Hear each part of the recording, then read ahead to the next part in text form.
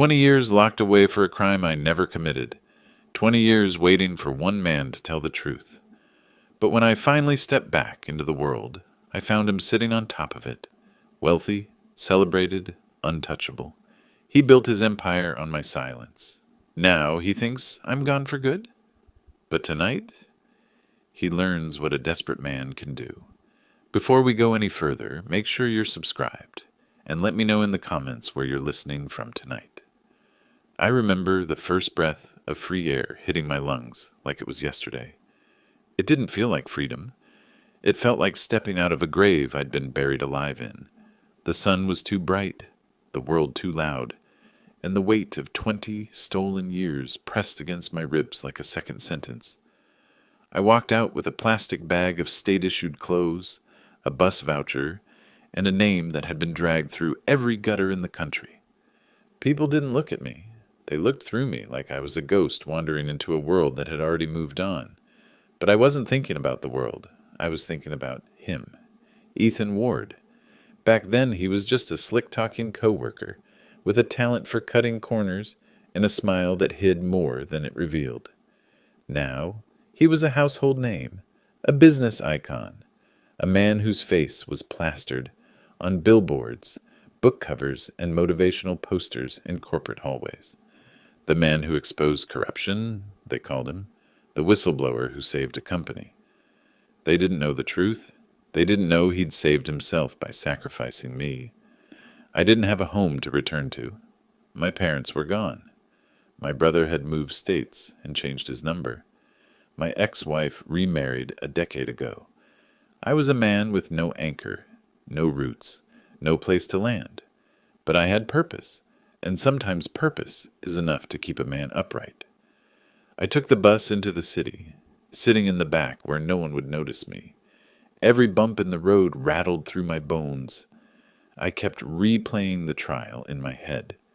The way Ethan sat there, calm as a saint, telling the jury how he discovered the financial discrepancies and how he tried to confront me before I threatened him.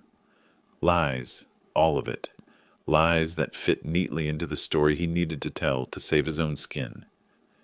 When the bus pulled into downtown, I stepped off and stared up at the skyline. His name was on one of those buildings, Ward Global Holdings, a tower of glass and steel that reached so high it seemed to scrape the sky. He'd built that on my life, on my silence, on the years I spent rotting in a cell while he climbed higher and higher. I didn't go to the building right away. Revenge isn't a sprint. It's a slow, deliberate walk. You take your time. You learn the terrain. You study the man you're going to dismantle piece by piece. So I started with the library. It was quiet, warm, and anonymous. 3 things I hadn't felt in 2 decades. I sat at a computer and typed his name into the search bar. The results were endless. Interviews, awards, magazine covers, a TED Talk with millions of views, a best-selling memoir titled The Price of Integrity. I clicked on a video of him speaking at a conference. He stood on stage in a tailored suit, smiling like a man who'd never known guilt. I learned early in my career, he said, that doing the right thing often comes at a cost, but integrity is worth any price. I felt my jaw tighten. He said it so smoothly, so convincingly, that if I didn't know the truth, I might have believed him myself. That was his gift. He could lie with the sincerity of a preacher. I spent hours reading everything I could find. His company had grown from a mid-level consulting firm into a global powerhouse. He had political connections, celebrity endorsements, and a reputation so polished it practically gleamed. But the more I read, the more I noticed something else. Cracks. Small ones. Rumors of internal disputes. Whispers of questionable deals. A few former employees hinting at a toxic culture behind the scenes. He wasn't invincible. Not really. He just looked that way from the outside. By the time the library closed, I had a plan forming. Not a full one, but the skeleton of something sharp and cold. I walked out into the night, the city buzzing around me, and headed toward the only place I could afford. A rundown motel with flickering lights and a clerk who didn't ask questions. The room smelled like mildew and old cigarettes, but it had a bed, and that was enough. I lay there staring at the ceiling, listening to the hum of the air conditioner. 20 years. 20 years of waiting for him to slip, to confess, to show even a flicker of remorse. He never did. He built a kingdom instead. And now I was going to walk right through the front gates. The next morning, I stood across the street from Ward Global Holdings. The building was even more imposing up close. Employees streamed in and out. Polished shoes, pressed suits, confident strides. They looked like people who believed they were part of something important, something honorable. They had no idea their empire was built on a lie. I watched them for hours, studying the flow of foot traffic, the security patterns, the timing of the revolving doors. I wasn't planning anything violent. That wasn't my way, and it wasn't necessary. The most devastating revenge is the kind that happens in plain sight, with nothing but truth as the weapon. Around noon, I saw him. Ethan stepped out of a black SUV, surrounded by assistants. He looked older, gray at the temples, lines around his eyes, but he carried himself like a man who believed the world belonged to him. He laughed at something one of his assistants said, then adjusted his cufflinks before walking inside. Seeing him again after 20 years didn't bring the explosion of rage I expected. It brought something quieter, colder, a clarity that settled into my bones like ice. He didn't know I was out. He didn't know I was watching. He didn't know the ground beneath him had already begun to shift. I followed him inside, not close enough to be noticed, but close enough to learn. The lobby was a cathedral of glass and marble. His face hung on a massive banner near the elevators. Leadership, vision, integrity. The irony almost made me laugh. I approached the reception desk. The woman behind it smiled politely. "Can I help you, sir?" "Yeah," I said, keeping my voice steady. "I'm here to see Ethan Ward." She typed something into her computer. "Do you have an appointment?" "No," I said. "But he'll want to see me." "And your name?" I paused, not out of fear, out of anticipation. I wanted to savor the moment, the first crack in his perfect world. "Tell him," I said, "that an old friend is back in town." She raised an eyebrow. "A name, sir?" I leaned in slightly. "He'll know." She hesitated, then picked up the phone. I watched her whisper into the receiver, her eyes flicking toward me. After a moment, she hung up. "I'm sorry," she said. "Mr. Ward isn't available." Of course he wasn't. He was too busy being important. "That's all right," I said. "I'll catch him another time." I walked out of the building, but I wasn't discouraged. This wasn't about barging into his office. This was about letting him feel the first tremor, the first hint that something was coming, something he couldn't control. That night, back in the motel, I spread out everything I'd gathered: articles, interviews, financial reports, employee complaints. I wasn't just going to confront him. I was going to dismantle him. Publicly, methodically, irreversibly. And as I pieced together the first steps of my plan, I realized something. He'd spent 20 years building his empire. I was going to spend the next few weeks tearing it down, brick by brick. And he wouldn't even see me coming. The next morning I woke before sunrise, the motel room still wrapped in that stale, heavy quiet that settles over places where hope doesn't live anymore. I sat on the edge of the bed, elbows on my knees, staring at the wall as the first thin line of daylight crept across the peeling paint. 20 years behind bars teaches you patience, but it also teaches you how to read people, how to see the cracks they don't want anyone to notice. Ethan had cracks. I just needed to widen them. I started with the easiest place to find the truth, the people who'd been closest to him, not the ones who praised him on camera or toasted him at charity galas. Those people were invested in his myth. No, I needed the ones who'd been burned by him, the ones who'd seen the real man behind the polished smile. I found my first lead in a comment thread buried under an article praising his unmatched leadership. A former employee named Daniel had written a long, angry post about being fired after raising concerns about irregularities. The post had been downvoted into oblivion, but it was still there, like a whisper under a roar. I tracked him down through public records. He lived in a cramped apartment on the east side of the city. When I knocked on his door, he opened it just enough to see me, suspicion etched across his face. "Can I help you?" he asked. "I'm not selling anything," I said. "I just want to talk about Ethan Ward." His expression shifted, fear, anger, something else. He opened the door wider. "You a reporter?" "No," I said. "Just someone who knows what he's capable of." He hesitated, then stepped aside. "Come in." The apartment was cluttered but clean. Papers stacked on the table, a laptop open, a half-eaten sandwich on a plate. He motioned for me to sit. "You worked for him," I said. "Yeah," he replied. 3 years. Thought I was joining a company that cared about ethics. Turns out I was just another cog in his machine. "What happened?" He rubbed his face. "I found discrepancies in some of the financial reports. Nothing huge at first, but enough to raise questions.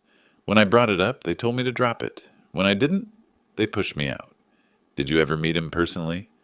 "Twice. He's charming. Too charming. The kind of guy who makes you feel like you're the only person in the room. But there's something behind his eyes. Something cold." I nodded.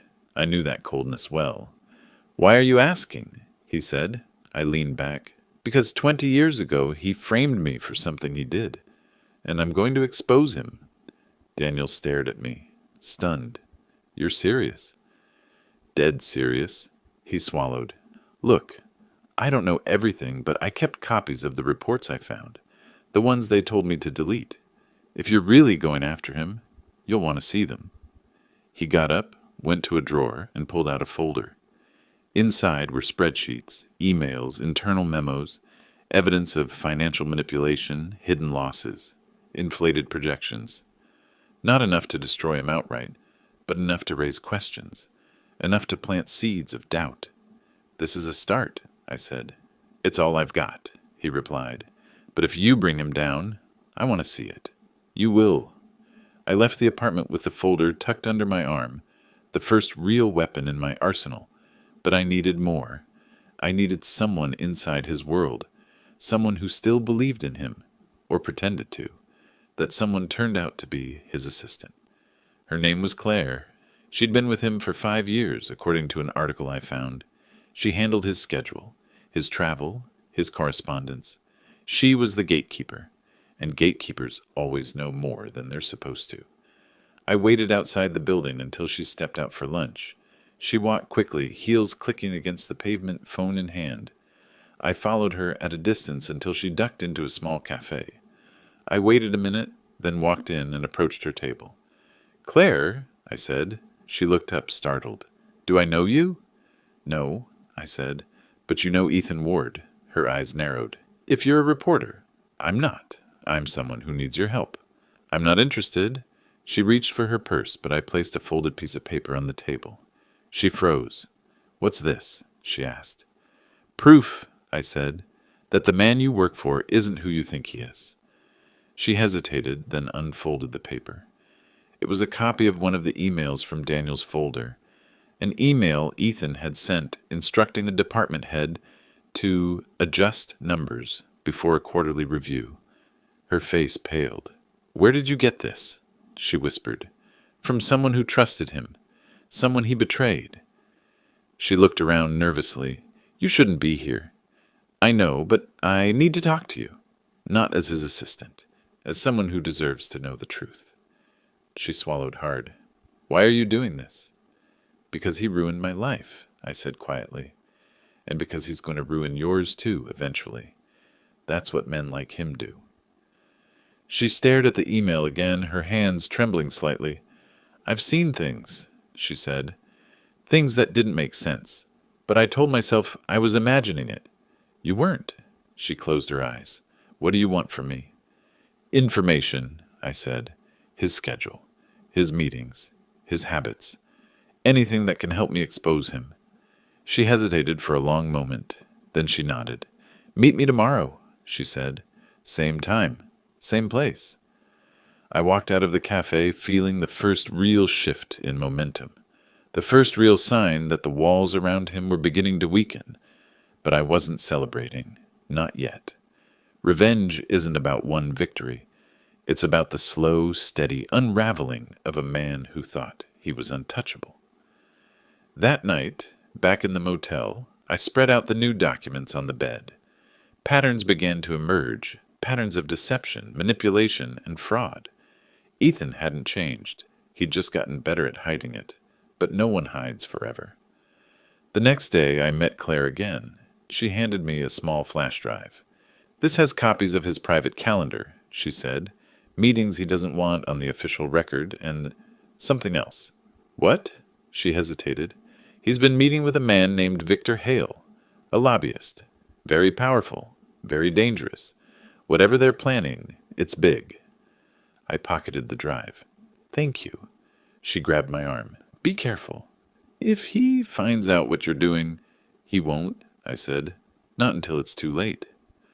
I left the cafe and walked straight to the library. I plugged the drive into a computer and opened the files.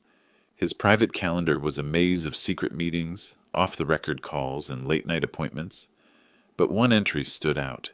A meeting scheduled for Friday night. Location: Ward Global Holdings, 42nd floor. Attendees: Ethan Ward, Victor Hale.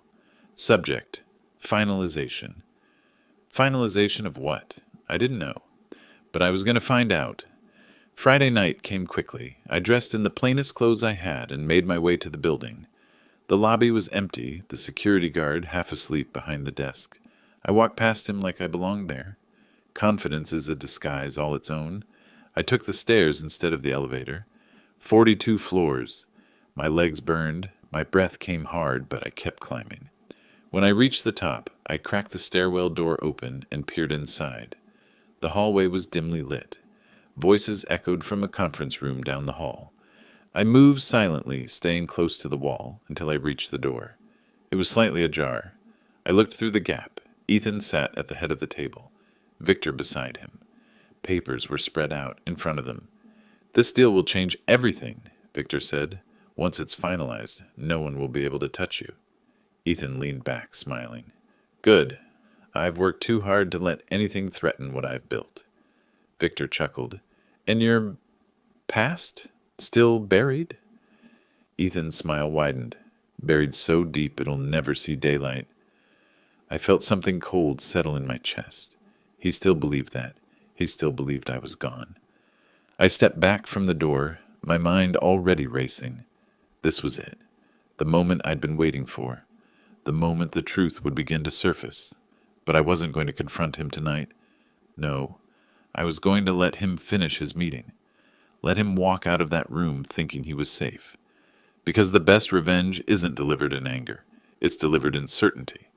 And when I finally stepped into his world, he was going to know, without question, that everything he'd built was about to collapse, piece by piece, brick by brick.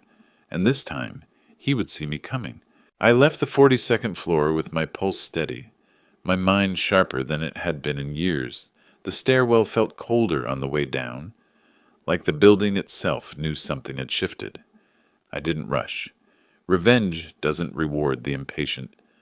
I walked out into the night air, the city humming around me, and for the first time since stepping out of prison, I felt the ground under my feet belonged to me again.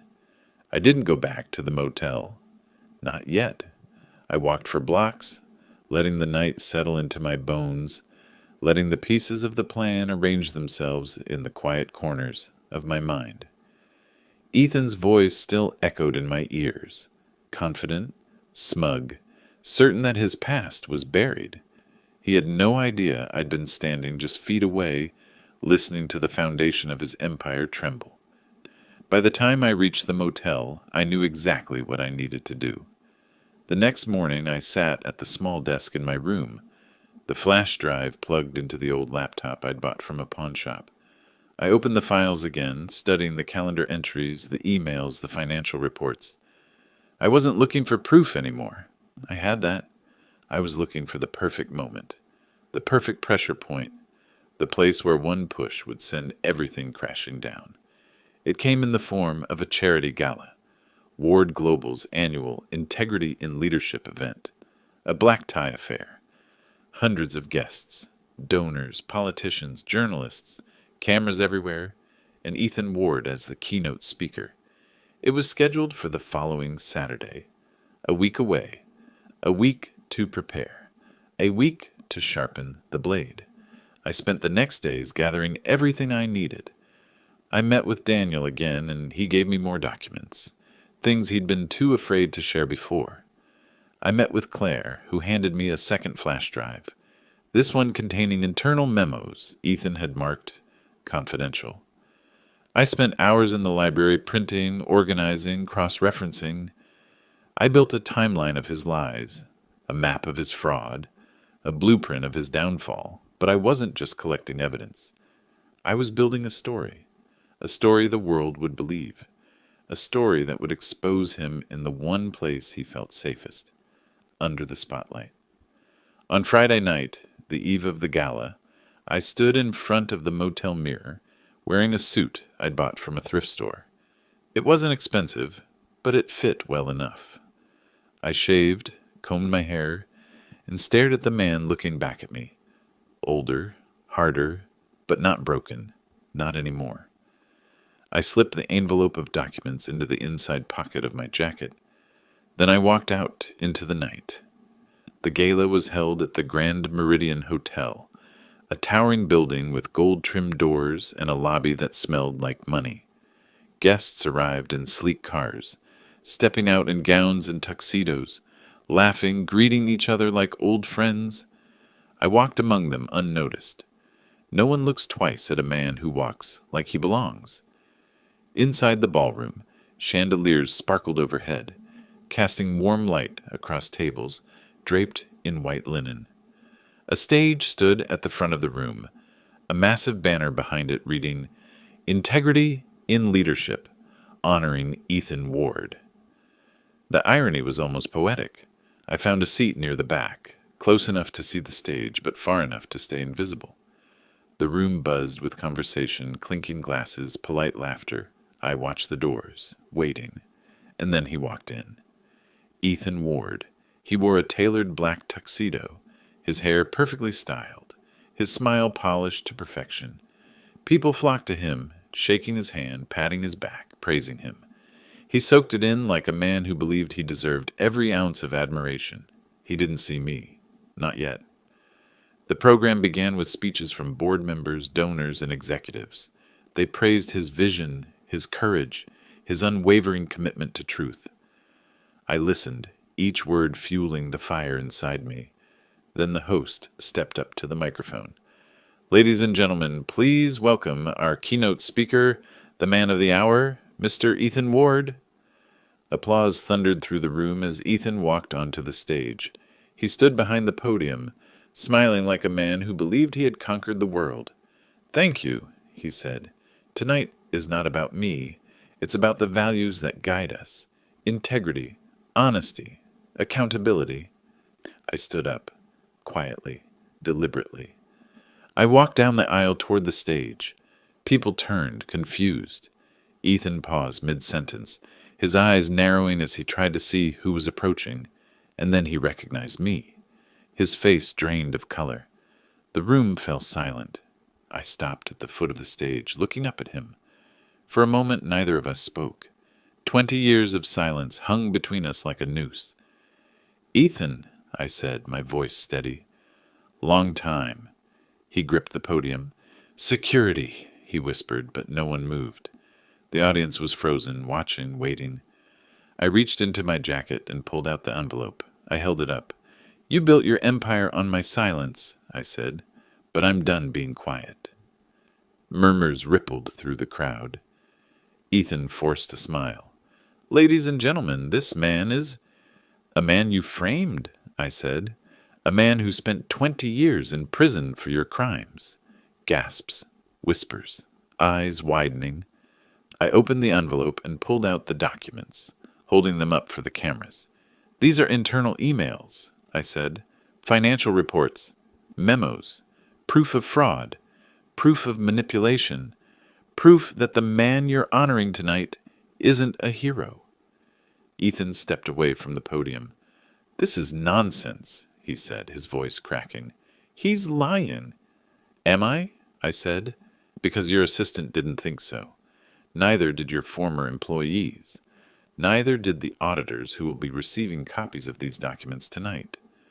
The room erupted, voices rising, people standing, cameras flashing. Ethan looked around, panic creeping into his eyes.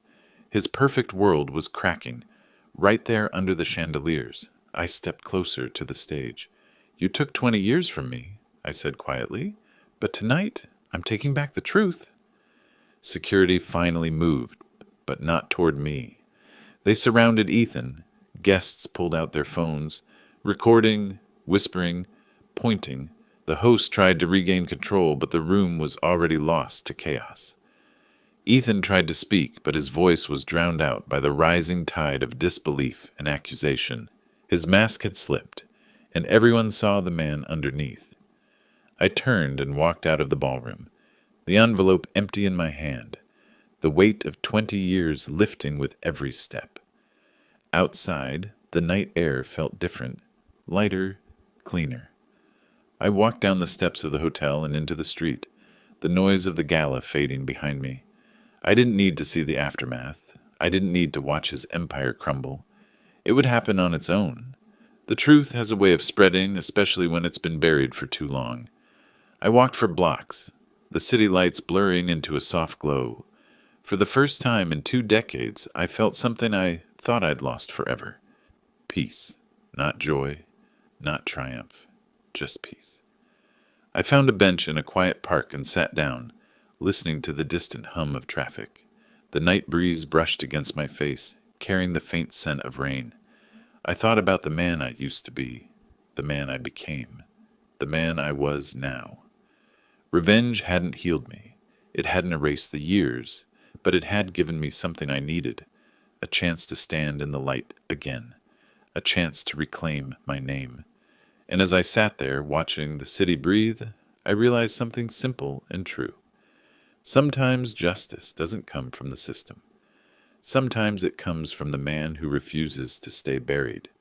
If this story stayed with you, please like the video, subscribe to the channel, and share your thoughts in the comments. Thank you for watching.